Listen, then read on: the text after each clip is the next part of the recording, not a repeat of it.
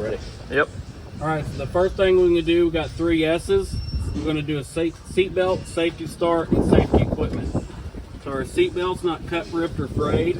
It properly latches. We're gonna ask the examiner to put their seat belt on. If they don't want to, don't push the subject.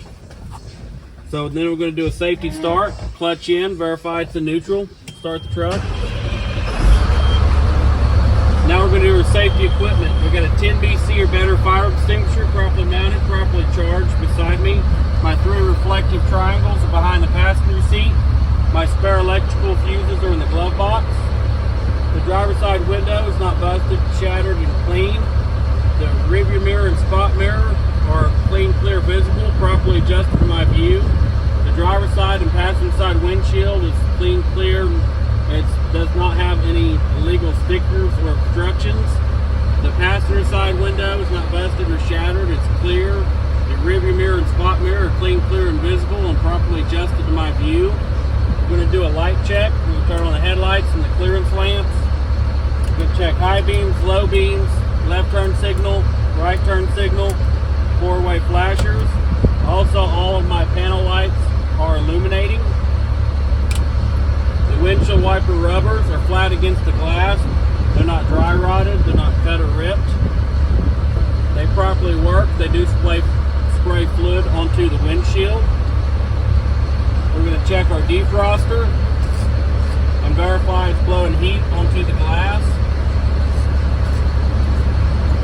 which it is. We have a city horn and an air horn. Both of those are properly functioning. All of my gauges are properly mounted and secured. They're not damaged or broken. This is my fuel gauge. Is adequate enough fuel for a trip. This is my tachometer. I can verify by stepping on the throttle. My bolts are reading between 12 and 14 volts as they should. My oil pressure is reading between 20 and 60 psi. The water temperature is slowly rising to temperature. It'll normalize between 150 and 200 degrees. The service with the speedometer will check when we do the service brake check. The air pressure is slowly rising to pressure. It'll pop off around 125 psi. The main trans oil temperature will slowly start rising as we drive and normalize around 100 degrees. When I first started the truck, the ABS light came on and then went back off, indicating that the ABS system is properly functioning.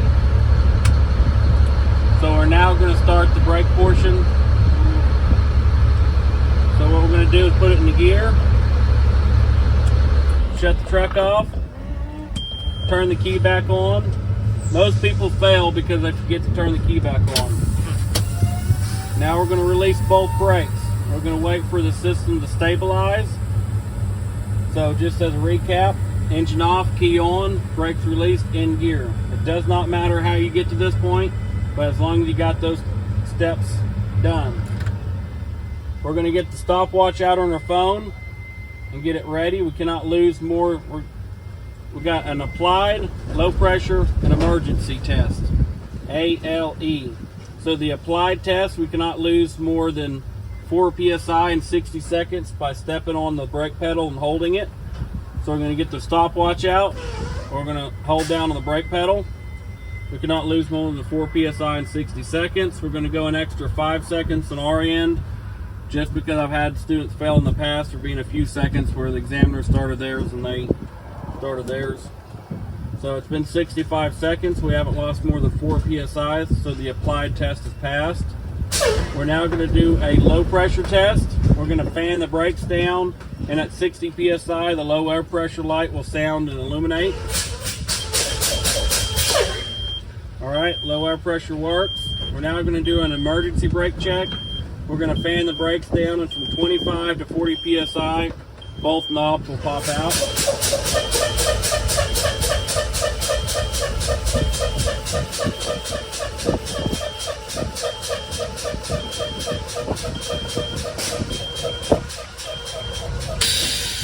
Alright, both knobs have popped out, so now we're going to perform another safety start. Clutch in, verify it's in neutral. Start the truck. We're going to put the cruise control on We're going to hold up on the set button until we get up to 1,000 RPMs.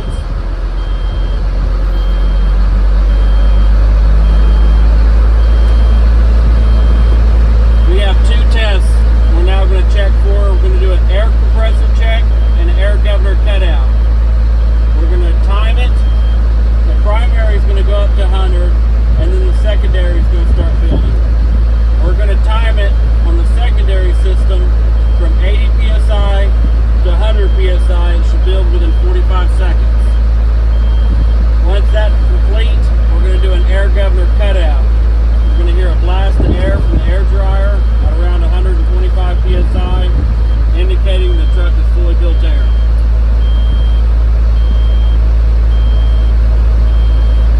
It's always a good rule of thumb when you're at this point, think through everything that you've done, because you're on a waiting game anyways. If you've missed anything, you can still call it out.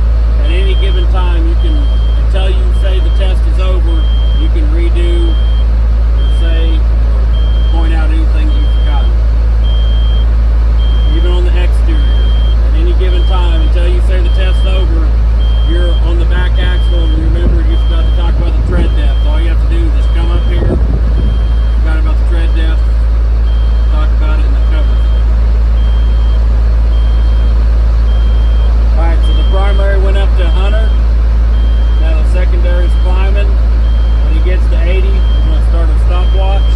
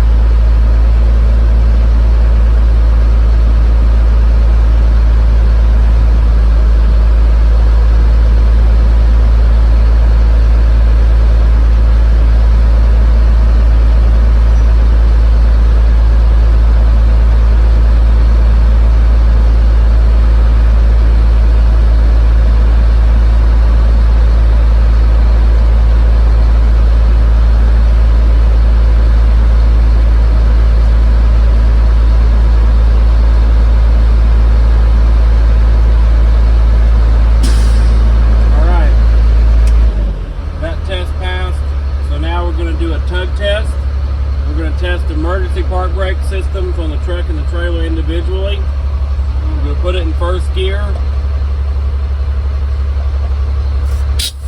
We're going to release the trailer. We're going to slowly let off in the clutch. Truck didn't go nowhere. We don't have to go crazy with it. Just verify that it drags it down. We're going to set that brake. We're going to release the tractor. Truck didn't go nowhere, so that properly pulls. So now we're going to do a service brake check. Not actually going to do it right here, but we're going to be out in the open field. We're going to hold the steering wheel lightly. We're going to slowly let off in the clutch. We're just going to go to 5 miles an hour. Push the clutch back in, come to a stop. We're going to let them know that the speedometer did in fact work. The truck didn't pull left or right, indicating that the brakes are in adjustment, and the service brakes worked. We're going to put it back in reverse, back up into our normal position. We're going to set the brakes and let the examiner know we are successfully completed the in-cap retreat.